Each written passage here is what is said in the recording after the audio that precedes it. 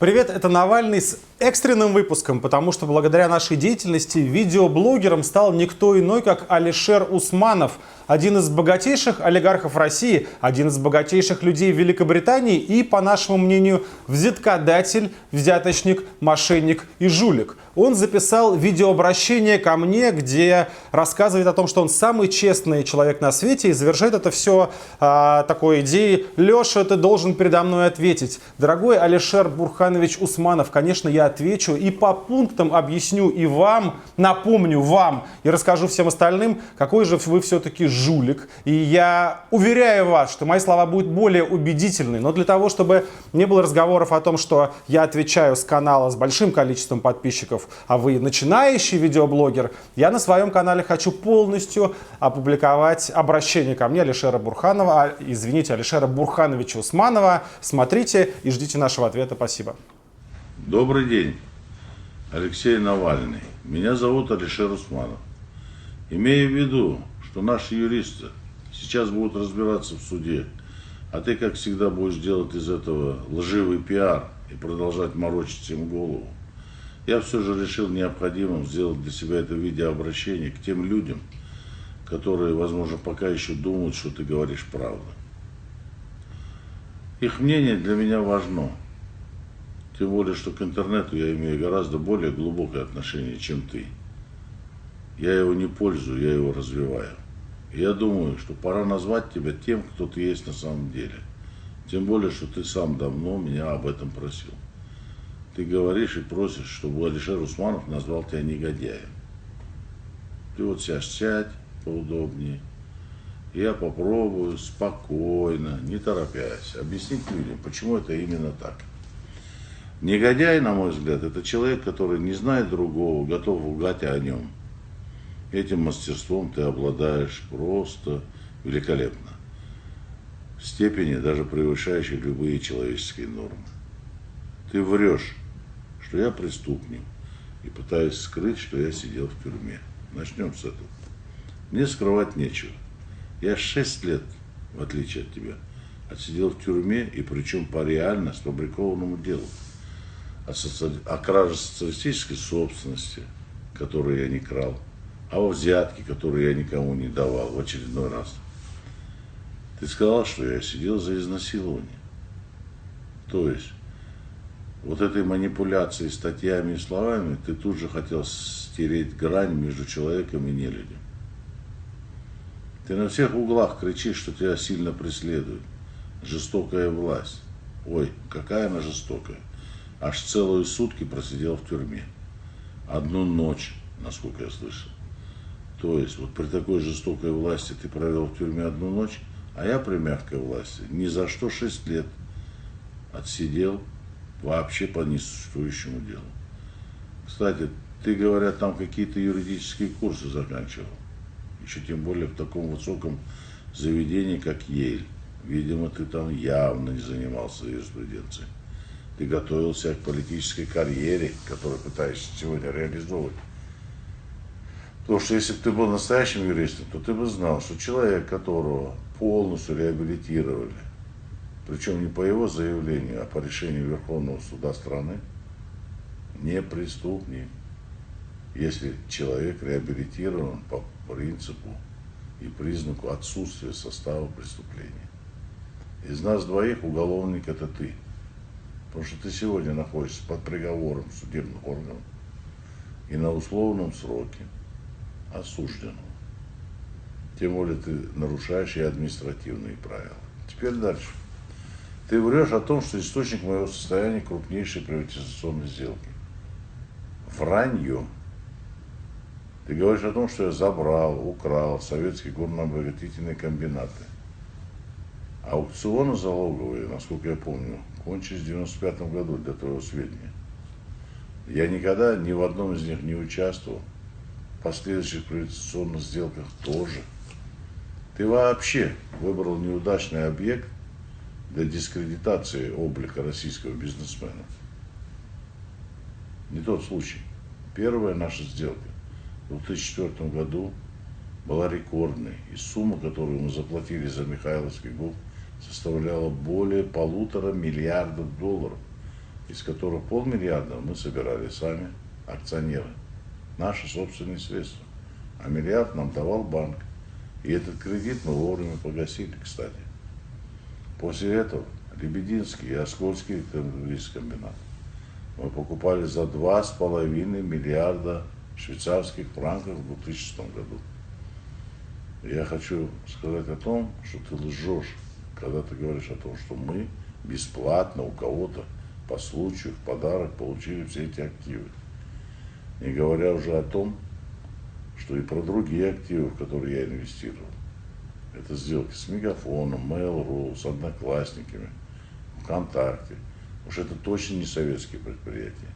И это точно не воровство. Все эти инвестиции, Алексей, я делал в 2008-2010 году. И суммы всех этих сделок отражены в этих документах. Ты, как всегда, лжешь. Мы платили всегда предыдущим хозяевам этого бизнеса, частным лицам, юридическим лицам. Теперь про рабочие места, когда ты врешь. Ты врешь в очередной раз, что я не создавал ни одного рабочего места. Ты просто неуч. Потому что за 10 лет моего руководства этих предприятий создано 40 тысяч рабочих мест. В них вложено в технологию, в инфраструктуру предприятий более 800 миллиардов рублей. Перемножь средний курс и поймешь, сколько это. Даже неудобно говорить эту цифру. И эта модернизация была, что, за счет советской власти, может, по госплану, или, может, Леонид Ильич мне золото партии оставил. А может, все-таки это я с моими партнерами это сделал. Вот именно, ты во всем врешь. В том, что я получал все это бесплатно. И я не понимаю, какие у тебя основания так говорить. Единственное участие в государственном аукционе было у нас в 2008 году, когда мы за право на разработку месторождения Удакан заплатили опять-таки рекордную сумму $500 миллиарда.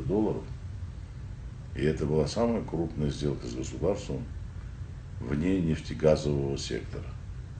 После этого мы почти такую же сумму уже вложили в разработку, техническую документацию.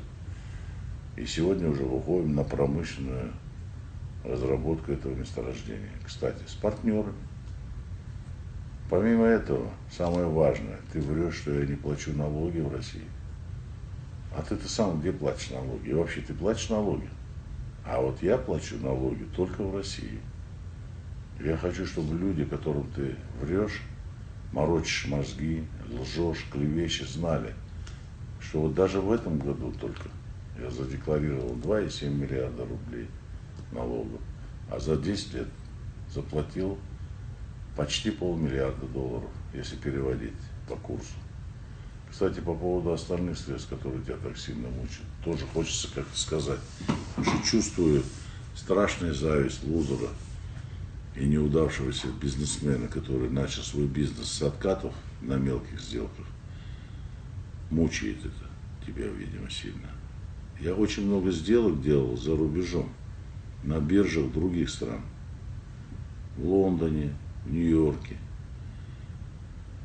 И я заплатил с этого прекрасные цифры налогов, о которых я говорил.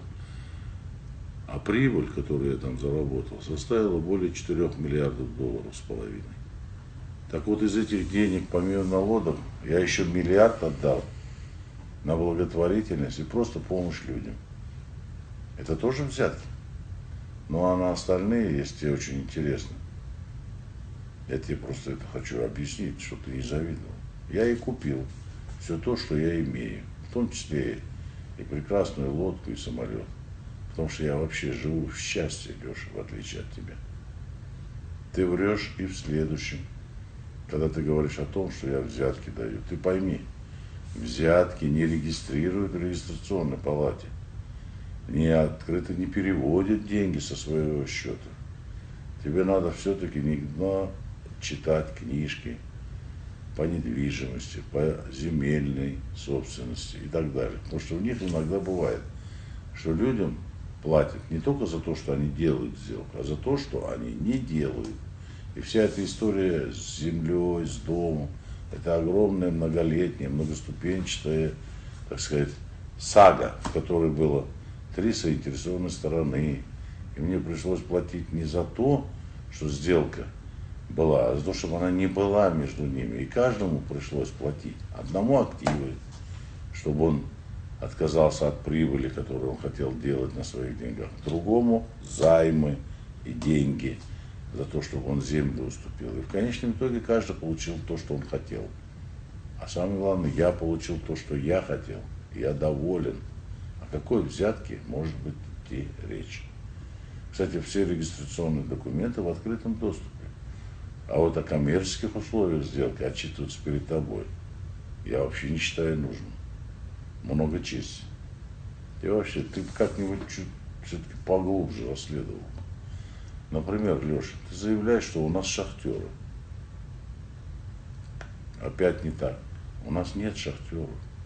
Но хоть бы и это узнал бы. У нас работают открытым способом добычи руды. У нас горняки. И зарплаты, кстати, этих горняков гораздо выше в среднем, чем по региону. Аж на половину. И намного выше, чем в других регионах России.